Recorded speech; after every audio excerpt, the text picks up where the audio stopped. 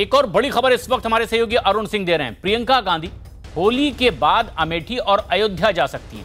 प्रियंका गांधी वाड्रा अयोध्या में हनुमानगढ़ी के दर्शन के लिए भी जा सकती हैं।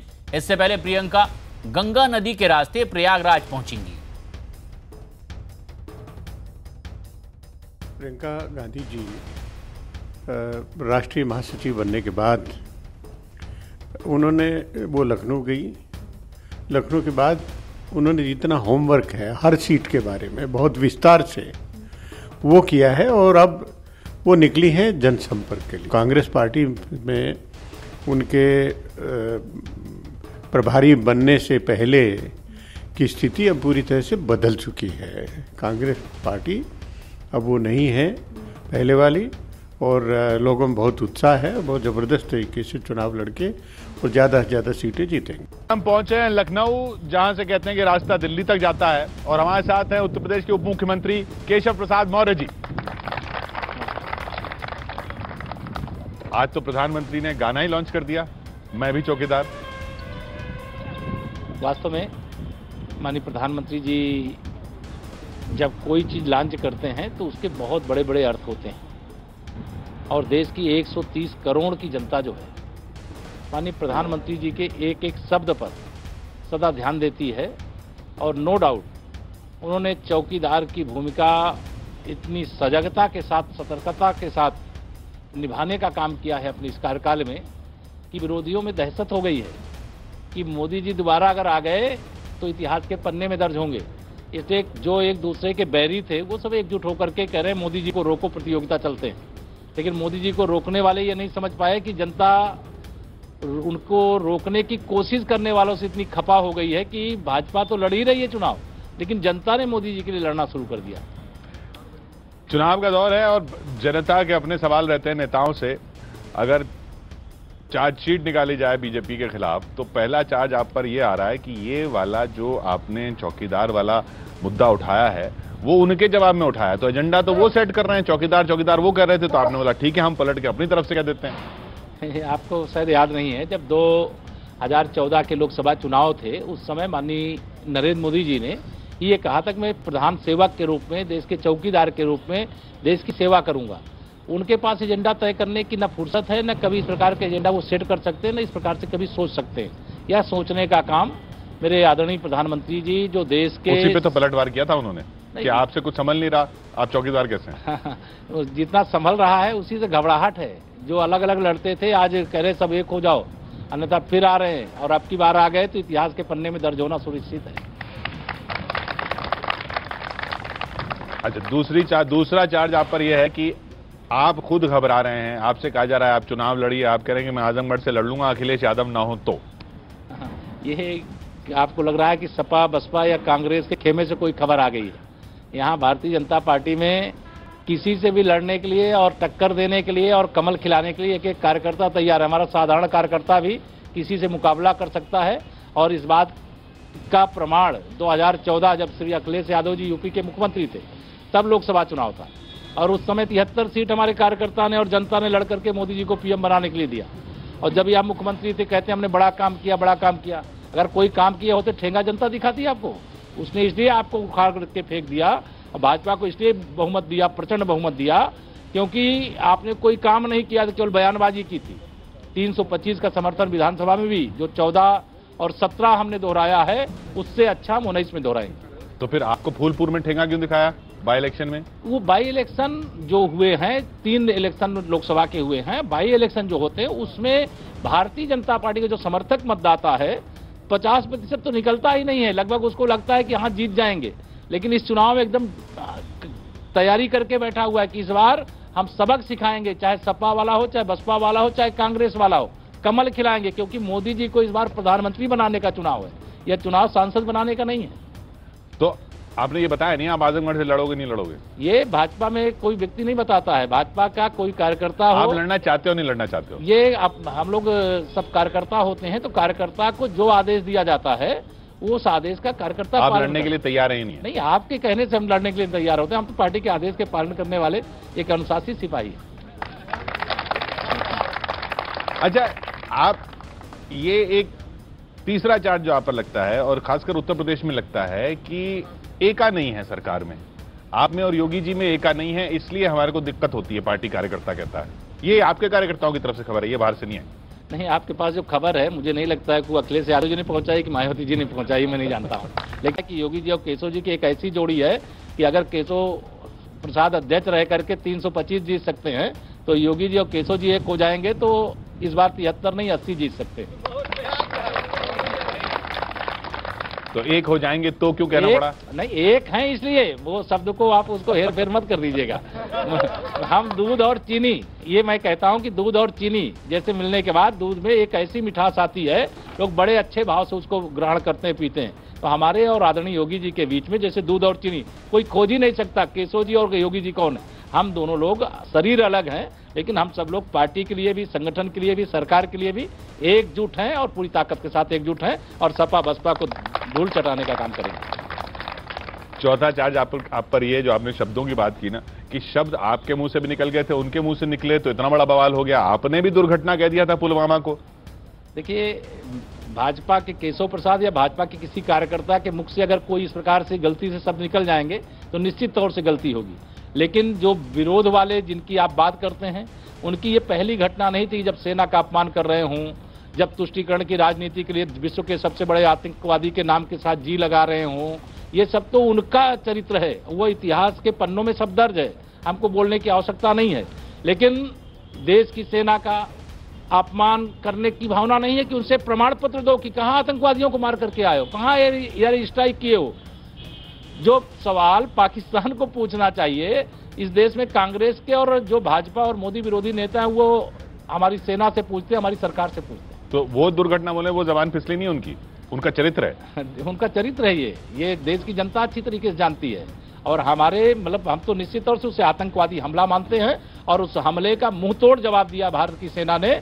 और मेरे 56 इंच के सीने वाले भारत के प्रधानमंत्री के रहने के कारण से कि अब भारत बदल गया है, भारत का प्रधानमंत्री 56 इंच के सीने वाला नरेंद्र मोदी है। अगर कोई आंख उठा करके भारत की ओर देखेगा तो उसकी आंख निकाल लेने का काम हमारी बहादुर सेना करेगी। यही पांचवा चार्ज है आप पर कि आप चुनाव में सेना का राजनीतिकरण कर रहे हैं, आप क्रेडिट ले रहे हैं। आपको क्यों क्रेडिट जाए? ये हम विरोधियों को क्रेडिट लेने से मना कर रहे हैं क्या? विरोधी अगर सेना का अपमान करेंगे तो सेना का अपमान हिंदुस्तान नहीं सहेगा। वो भी सराहना करें ना कि हाँ हमारी सेना ने विश्व का, सेना की तो वो भी कर रहे हैं, वो कह रहे हैं सेना की, सिर्फ सेना की करें तो उनको क्रेडिट मिलेगा। वो सेना की करेंगे, आपकी नहीं करेंगे। नहीं, वो ना करें हमारी, अगर हमारा नहीं करना चाहते ना करें। सेना से प्रमाण पत्र क्यों मांगा उन्होंने कि कहां सर्जिकल स्ट्राइक किए, लाशें दिखाओ? ये किसने मांगा है? ये तो विपक्ष के लोगों ने, कांग्रेस के लोगों ने प्रमाण मांगा है। जब पुलवामा के पहले जब उरी कांड हुआ तो उसका भी प्रमाण पत्र मांग रहे थे, कहां है? जब वीडियो आ गया तो चुप हो गए। तो यह तो सेना का अपमान करने की कोशिश है। विश्व की सबसे शक्तिशाली सेना और विश्व का सबसे शक्तिशाली नेता मेरे पास है तो भारत का कोई कुछ बिगाड़ नहीं सकता है। भारत दुनिया का एक शक्तिशाली राष्ट्र है।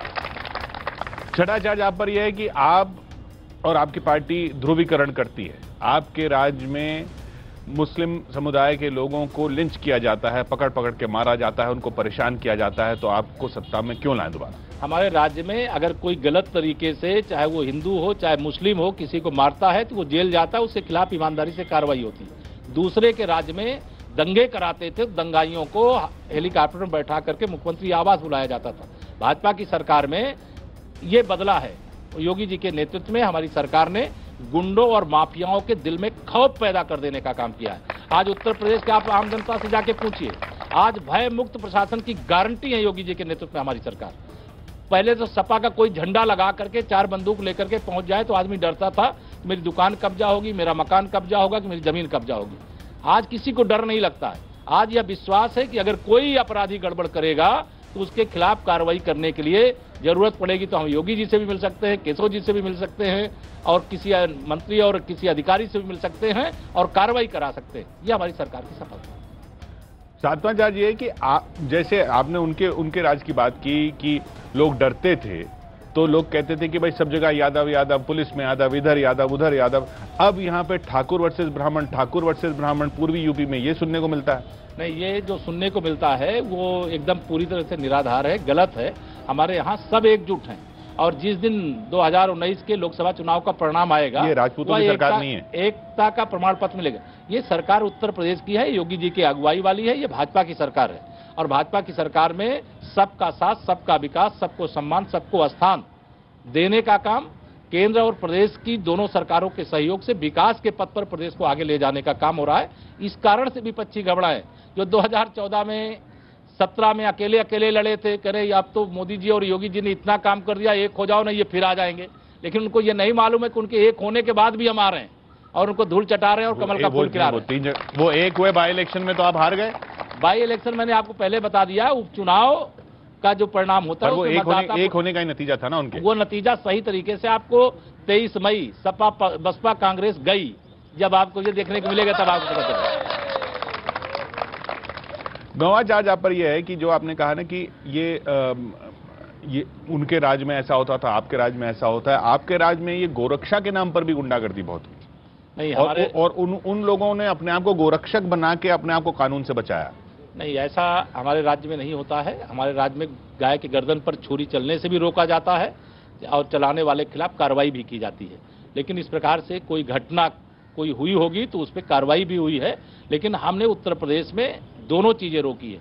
एक तरफ गाय के गर्दन पर छुरी चलने से भी रोकी है, दूसरी तरफ जो गौवंश निराश्रित थे, जिनके रहने का खाने का कोई प्रबंध नहीं था, सरकार ने बजट में प्रावधान करके उनके प्रबंध की शुरुआत भी कर दी। वही 10वां चार्ज है आप पर कि उनके प्रबंध की ऐसी हालत है कि वो खेतों में जा रहे हैं और खेत उजड़ रहे हैं और किसान परेशान है। कुछ तो सपा बसपा वाले लोग जानबूझ करके ऐसे छोड़ते जिससे किसान परेशान हो, लेकिन हमने ये तय किया, सपा बसपा वाले गोवंश को छोड़ रहे हैं खेतों में, छोड़ रहे हैं, निश्चित छोड़ रहे हैं। और ये किसी न किसी के घर के गाय बछड़े सब होते हैं, अगर वो पालन पोषण कर दे तो उनको छोड़ने की आवश्यकता नहीं होती। लेकिन इसके बाद भी वो चाहे जितना छोड़ेंगे, हम उनको पालेंगे, उनके जीवन की रक्षा करेंगे, उनको खिलाएंगे पिलाएंगे, लेकिन किसान का नुकसान नहीं होने देंगे। अभी जो एक गौशाला में कई गायों की जान चली गई होगी, कोई घटना में इससे इनकार नहीं कर सकता हूं। लेकिन हमारी सरकार की मंशा जनता जानती है कि हम गाय को बचाने वाले हैं और किसान को आगे बढ़ाने वाले हैं। हम उत्तर प्रदेश को कमल की फूल की तरह और देश को कमल के फूल की तरह खिलाने वाले हैं। 11वां चार्ज आप पर यह कि आप चाल चरित्र चेहरे की बात करते थे और लोग अब जूते की बात कर रहे हैं। आपके सांसद, आपके विधायक ये क्या कर रहे हैं? अब इसमें घटना हुई है, उसकी प्रदेश अध्यक्ष जी के संज्ञान में है। जो वो दुर्भाग्यपूर्ण घटना है, दुखद घटना है, ऐसा नहीं होना चाहिए। उस पर जो कार्रवाई हो ना देना, ये तो संसदीय बोर्ड तय करता है, केशव प्रसाद नहीं तय करता है। नहीं, उनको देना चाहिए या नहीं देना चाहिए? अगर जूता चल रहा है तो क्यों देना चाहिए? जो उसमें संगठन के सामने जो विषय विचाराधीन है, जिसपे संगठन निर्णय लेने वाला है, उस पर कुछ बोलना, वो अनुशासन समिति के निर्णय के अनुसार कार्रवाई जब भी होगी वो हो जाएगी। नहीं, आप ये मानेंगे ना, अगर किसी और पार्टी के सांसद विधायक ने ये किया होता तो आप ये बोल रहे होते कि ये पार्टी में क्यों है अभी तक, इनको निकाला क्यों नहीं अभी तक? नहीं, हमने जब आवश्यकता पड़ी तब कार्रवाई की है, ऐसा नहीं है। हमारे संगठन में कई लोगों के खिलाफ कार्रवाई हुई है और जब आवश्यकता जांच पड़ताल करने के बाद जो आवश्यकता होगी उस पर कार्रवाई होगी। उस विश्व की सबसे बड़ी पार्टी बीजेपी है और संगठन का काम संगठन के लिए छोड़ दीजिए, आप अपने यहाँ मंच का विषय नहीं है। इस मंच पे ठंडी हवा चल रही है। ये रिवर फ्रंट पे जो आप बैठे हैं, 12वां चार्ज आप पर यही है कि ये रिवर फ्रंट अखिलेश जी ने बनवाया, फ्री था, आपने 10 रुपए की टिकट लगा दी, आप उनके कामों के फीते काट रहे हैं। श्री अखिलेश यादव जी का फीता जो है तो जनता ने काट दिया। अगर उन्होंने कुछ अच्छा किया होता तो 2014 में 73 हम कैसे जीत जाते? वही मुख्यमंत्री थे, 2012 में बन गए थे। अगर उन्होंने अच्छा किया होता 2017 में हम 325 कैसे जीत जाते? हमारी इतनी बड़ी विजय इस बात का प्रमाण पत्र है कि जनता के कसौटी पर अखिलेश यादव जी पूरी तरह से फेल हो गए। इसलिए भाजपा का कमल खिला और लक्ष्मी जी एक तरह से साक्षात उत्तर प्रदेश में प्रकट हो गई, विकास हो रहा है। क्योंकि मैं कहता हूं कि लक्ष्मी जी ना साइकिल पे बैठ के आती हैं, ना हाथ के पंजे पे बैठ के आती हैं, ना हाथी पर बैठ के आती हैं, वो कमल के फूल पर बैठ करके आती हैं। लक्ष्मी जी की बात तो हो गई, लेकिन 13वां चार्ज ये कि भगवान राम कब आएंगे? आप उनकी बात ही नहीं कर रहे। नहीं, हम बात कर रहे हैं, दावे के साथ कर रहे हैं। जहां रामलला का जन्म स्थान है वहां भव्य मंदिर बनेगा। मामला चूंकि सर्वोच्च न्यायालय पर के सामने था, सरकार संवैधानिक दायित्वों में बंधी होती है और अगर सरकार के सामने सर्वोच्च न्यायालय में मामला विचाराधीन होने का विषय नहीं होता तो सरकार शपथ लेने के बाद दूसरे दिन कार सेवा शुरू करवा देती। यानी अगर ये चुनाव ना होते तो ये मुद्दा इतना भी नहीं आता। चुनाव का मुद्दा रामलला की जन्मभूमि पर मंदिर बनाना बीजेपी के लिए नहीं, वो हमारी आस्था और श्रद्धा का मामला है। चुनाव का मुद्दा किसी विरोधियों के लिए होगा, उनको दूसरा चश्मा लगा। आप अपने घोषणा पत्रों में डालते रहते हैं। घोषणा पत्र में डालने का मतलब है रामलला का जन्म स्थान है, विदेशी आक्रमणकारी ने वहां मंदिर को तोड़ा था, वहां मंदिर बनना चाहिए, और ये राष्ट्रीय अस्मिता का सवाल है, राष्ट्रीय एकता का सवाल है, और पूरा राष्ट्र राम मंदिर के मुद्दे पर एक है। 14वां चार्ज आप पर यह है कि आपने जब ये यूपी की जब सरकार आई उसमें बहुत कुछ कहा, वो शुरू में बस हुआ, उसके बाद सब गायब हो गया। माहौल बनाने के ये रोमियो स्क्वाड क्या माहौल बनाने के लिए था? आप कहाँ है रोमियो स्क्वाड? नहीं, पूरी तरह से सक्रिय है। और उत्तर प्रदेश में मैंने कहा कि इस बात का प्रमाण जनता के बीच में आप जाएंगे तो वह दे देंगे। अगर आप अखिलेश यादव अब नजर नहीं आते, अखिलेश यादव आप नजर आते हैं, आपको शायद यहीं पर आपको 10 होंगे जो श्वेत वस्त्रधारी होंगे, वर्दी में नहीं होंगे, लेकिन कोई अगर बहन बेटी के साथ शरारत करेगा तो उसके खिलाफ कार्रवाई होती है, कार्रवाई होगी, तो कभी रुकने वाली नहीं है। 15वां चार्ज आप पर यह है कि आप किसानों की कर्ज माफी पर कांग्रेस पर इल्जाम लगाते हैं। आप खुद किसान की कर्ज माफी का वादा करके आए थे। नहीं, हम जो वादा करके आए थे वो हमने निभा दिया है, और हमारे प्रधानमंत्री जी ने इस देश के तो वो भी निभा देंगे। एक किसान एक उन्होंने निभाया होता तो उनको आज ये सवाल करने के जहाँ मध्य प्रदेश में, राजस्थान में, छत्तीसगढ़ में जो वादा किया वो वादा तोड़ दिया है, किसानों के साथ धोखा किया है। आपके नेता कहते हैं लेकिन हमारे आदरणीय प्रधानमंत्री जी ने देश के केवल कर्जदार किसानों की चिंता नहीं की है, देश के हर उस किसान की, चाहे वो 1 बिस्वा भूमि वाला हो और चाहे 2 हेक्टेयर भूमि वाला हो, वर्ष में 6,000 रुपए 2-2 हजार की 3 किस्तों में, और गोरखपुर से पहली किस्त 1 करोड़ से अधिक किसानों को बटन दबाए सीधा खाते में 2-2 हजार पहुंचा। अगर कांग्रेस की सरकार होती तो उसका अगर 85% कटौती कर दीजिए तो कांग्रेसियों के खाते में चला जाता, किसानों को तो केवल 15% मिलता। यानी कर्ज माफी गलत पॉलिसी आप भी मानते हैं, ये पॉलिसी ज्यादा बेहतर है? कर्ज माफी नहीं होनी चाहिए? नहीं, कर्ज माफी जहां आवश्यकता है, ये मैं नहीं कहता कि नहीं होनी चाहिए। अगर हमने माफ किया है तो उस समय लगता था कि हाँ, किसानों को इससे उबारने की आवश्यकता उस समय किए थे, लेकिन किसानों को मजबूत बनाने के लिए अस्थायी रूप से कुछ व्यवस्था 10 साल में 7.5 लाख करोड़ रुपया किसानों के लिए भारत सरकार ने सीधे देने की व्यवस्था की है। 13 करोड़ किसान हैं, 65 करोड़ लोग उससे जुड़े हुए, 45 करोड़ लगभग श्रम, प्रधानमंत्री श्रम योगी मानधन योजना से किसी भी प्रकार के असंगठित क्षेत्र के मजदूर हों, पान की दुकान वाले, चाय की दुकान वाले, खेत में काम करने वाले, बाग में काम करने वाले, कोई भी हो, ये हमारे सबके लिए ये व्यवस्था सुनिश्चित की गई है कि 18 साल से 40 वर्ष के अंदर इस योजना में प्रवेश करेगा तो जब 60 वर्ष का होगा तो 3,000 रुपए महीने पेंशन की गारंटी होगी। ये मोदी जी ही कर सकते हैं, ये राहुल बाबा नहीं कर सकते। 16वां चार्ज आप पर यह है कि आपने जो हम बात आपने कहा कि उन लोगों ने किसान की कर्ज माफी कर दी और वो किया नहीं, लेकिन वो जो चुनाव आप हारे तीनों राज्यों के, उसमें एक फैक्टर ये बताया गया कि योगी जी ने जो हनुमान जी वाली बात कहती थी वो गलत पड़ गई। क्या उसका बहुत ज्यादा भारी नुकसान उठाना पड़ा? देखिए, जब कोई जीत जाता है तो उसके अलग अलग प्रकार से व्याख्यान कर सकता है, लेकिन निश्चित तौर से कांग्रेस ने जनता को गुमराह करके, झूठे वादे करके वोट हासिल कर लिया, और इस समय गाली खाना शुरू हो गया उनके। और 2019 योगी जी से कोई नुकसान नहीं हुआ? नहीं, कोई नुकसान नहीं हुआ। 2019 का जब परिणाम आएगा तो सब समझे क्या हो गया, ये कैसे सब कुछ बदल गया। तो ये विश्वास के साथ धोखा करते हैं, वह कांग्रेस है, वो भाजपा और मोदी विरोधी राजनीतिक दल हैं।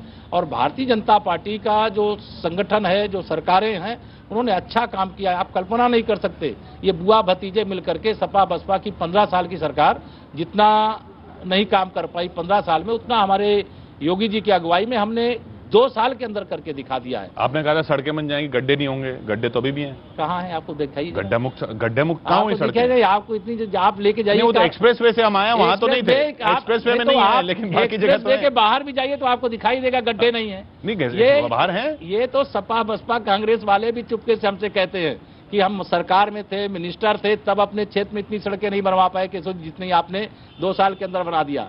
18 घंटे, 20 घंटे, 24 घंटे बिजली दे रहे हैं। हर गरीब के घर में सौभाग्य योजना में विद्युत पहुंच रही है, आयुष्मान भारत योजना में चिकित्सा की सुविधा दी जा रही है, उज्ज्वला योजना में घर में गैस के सिलेंडर पहुंच जा रहे हैं, चूल्हा पहुंच जा रहे हैं। मेरी गरीब माताएं बहनें भी गैस के चूल्हे पर रोटी बना रही। गांव की खुशी का अंदाजा वो नहीं लगा सकता है जो केवल एसी के कमरों में बैठता है। हम गांव वाले हैं, हम गरीबी देखे हैं, हम जानते हैं कितनी खुशी है।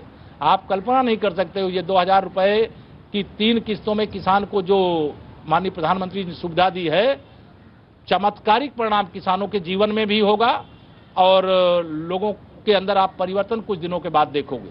ये बहुत बड़ा अंतर आया है, जो गरीब और अमीर के बीच की खाई थी उसको पाटने का काम किया है। और उत्तर प्रदेश जो भारत सरकार की माननीय प्रधानमंत्री जी की योजनाएं हैं उसमें लगभग हर योजना में नंबर 1 का स्थान ले रहा है। लेकिन जो वादे आपने किए थे, जो रोजगार का वादा, जो धारा 370 वाला वादा या दूसरे अन्य जो वादे थे, रामलला के वादे थे, काले धन लाने के वादे थे, वो नहीं। राष्ट्रवाद आप इसलिए लाए हैं क्योंकि आप उन वादों पर जवाब नहीं देना चाहते। हम हर बात पे जवाब देना चाहते हैं। वो उनके पास सवाल करने का साहस नहीं। विकास के मुद्दे पर वो जनता के बीच में खड़े होने के लायक नहीं है। वो सवाल उठाएंगे तो जनता दौड़ा देगी कि मोदी जी ने 5 साल में इतना काम किया, 55 साल जो देश को लूटते रहे वो सवाल कर रहे हैं। 15 साल में ये सपा बसपा वाले जो उत्तर प्रदेश को बर्बाद करने का काम किए, ये विकास के मुद्दे पर सवाल, ये कहीं जा नहीं सकते सवाल करने के नहीं। पर आपने कहा रोजगार के सवाल, धारा 370, रामलला, इन सब पे तो कुछ रामलला पे मैंने पहले भी बताया। रामलला पे आपने बता दिया, धारा 370 आपको पीडीपी के साथ मिल गया। धारा 370 ये आप भरोसा रखिए और देश की जनता को भरोसा है, मोदी जी हैं तो मुमकिन है। 100 स्मार्ट सिटी का है। आप देखना नहीं चाहते, मुझे लग रहा है आपको चश्मा राहुल गांधी वाला लगा के आए हुए। 18वां चार्ज आप पर यही है कि राहुल गांधी को आपने इतना अटैक कर करके इतना बड़ा नेता बना दिया, इतना अटैक किया कि पब्लिक की सहानुभूति होगी। इतना पप्पू पप्पू उनको बोल के, वो खुद कहते हैं मेरे को पप्पू बोलिए और मैं और बड़ा हो रहा हूं, इतना बोल के आपने उनको इतना बड़ा नेता बना दिया। क्या मुकाबला कर रहा है? मैं क्या करूं आप बताइए। वो अपने को स्वयं बनाए हुए हैं, आप समझिए। आपने अटैक करके उनको बड़ा नहीं बनाया। नहीं, हमको अटैक करने की क्या जरूरत है? उनके ऊपर जनता अटैक करते हैं, सिर्फ उनके ऊपर जनता अटैक कर रही है। अगर वह यह नहीं जानते हैं कि जब संयुक्त राष्ट्र संघ में पूरी दुनिया भारत के साथ खड़ी है और चीन केवल खिलाफ हो गया, तो प्रधानमंत्री जी से सवाल करने की जगह, सरकार से सवाल करने की जगह चीन की आलोचना करनी चाहिए। वो न करके वो जो इमरान खान को बोलना चाहिए वो राहुल गांधी बोलेंगे तो हंसेगी नहीं जनता। चलिए, आखिरी सवाल केशव जी, मुझे बताया आपको जाना है, चुनाव का समय है, बहुत सभाएं हैं, अभी तो आप इस पे यही बोलेंगे कि मोदी जी ही प्रधानमंत्री बनने चाहिए, आगे चल के योगी जी प्रधानमंत्री बन सकते हैं? देखिए, भारतीय जनता पार्टी है, यहाँ कुछ भी असंभव नहीं होता। कोई भी कार्यकर्ता जो बूथ के अंदर काम करता है वो देश का अध्यक्ष, मेरे राष्ट्रीय अध्यक्ष माननीय अमित शाह जी पहले बूथ के अध्यक्ष थे, आज राष्ट्रीय अध्यक्ष। योगी जी काबिल हैं? केशव प्रसाद मौर्य एक साधारण सा कार्यकर्ता, एक गांव के गरीब परिवार में पैदा हुआ और उत्तर प्रदेश में 5 साल के अंदर 3 सदनों के सदस्य बनने के साथ, प्रदेश अध्यक्ष बनने के साथ उत्तर प्रदेश का उप मुख्यमंत्री। यहाँ तो कोई भी साधारण कार्यकर्ता कुछ भी बन सकता है। 3 सदनों के अध्यक्ष बनने के बाद, प्रदेश अध्यक्ष बनने, सदस्य बनने के बाद, प्रदेश अध्यक्ष बनने के बाद भी मुख्यमंत्री नहीं बने ना आप? ये तो भाजपा तय करती है, हमारा संगठन तय करता है कि किसको कहाँ क्या काम करना है और हमें अपने नेतृत्व पर विश्वास है। जिनको अपने नेता पर अविश्वास होता है उनको कोई शिकायत होती है। मुझे तो प्रसन्नता है कि जो विधायक नहीं बन सकता था आज उत्तर प्रदेश देश के सबसे बड़े प्रदेश का उप मुख्यमंत्री है और यह हमारे लिए गर्व की बात है। बहुत बहुत शुक्रिया हमारे साथ जुड़ने के लिए। केशव प्रसाद मौर्य जी हमारे साथ थे। यूपी के उप मुख्यमंत्री केशव प्रसाद मौर्य इस सबसे बड़ा दंगल में 18 इल्जामों का जवाब देते हुए न्यूज 18 के। देखते रहिए आप न्यूज 18 इंडिया।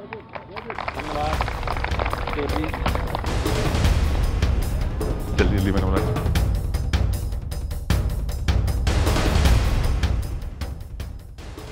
उत्तर प्रदेश के उप मुख्यमंत्री केशव प्रसाद मौर्य न्यूज 18 इंडिया से खास बातचीत करते हुए कई सवालों का जवाब उन्होंने दिया। सीधे तौर पर कहा कि दरअसल खुद के अस्तित्व को बचाने के लिए तमाम विपक्षी एकजुट हो रहे हैं और प्रधानमंत्री मोदी से इनकी ये घबराहट है जो सामने आ रही है, जो इन्हें एकजुट होने के लिए मजबूर कर रही है। उन्होंने कहा है कि पीएम मोदी और सीएम योगी के नेतृत्व में लगातार विकास का कार्य हो रहा है और उन्होंने उम्मीद जताई है कि इस बार चुनाव में एक बार फिर जनता नरेंद्र मोदी को प्रधानमंत्री बनाने के लिए मतदान करेगी, ना कि अपने अपने क्षेत्र से सिर्फ एक सांसद चुनने के लिए। उत्तर प्रदेश के उप मुख्यमंत्री केशव प्रसाद मौर्य न्यूज 18 इंडिया के 18 सवालों का जवाब देते हुए कह रहे हैं कि चुनाव किससे कहां से लड़ना है ये पार्टी तय करती। दरअसल सवाल उनसे पूछा गया कि क्या केशव प्रसाद मौर्य भी लोकसभा चुनाव लड़ने जा रहे हैं। उन्होंने जवाब को टालते हुए कहा कि जो भी पार्टी तय करेगी वहां बतौर कार्यकर्ता वो काम करेंगे। सवाल इनसे यह भी पूछा गया कि योगी पीएम बन सकते हैं। उन्होंने कहा कि हर पार्टी का कार्यकर्ता सक्षम है और जो जिम्मेदारी दी जाती है उसे निभाया जाता है।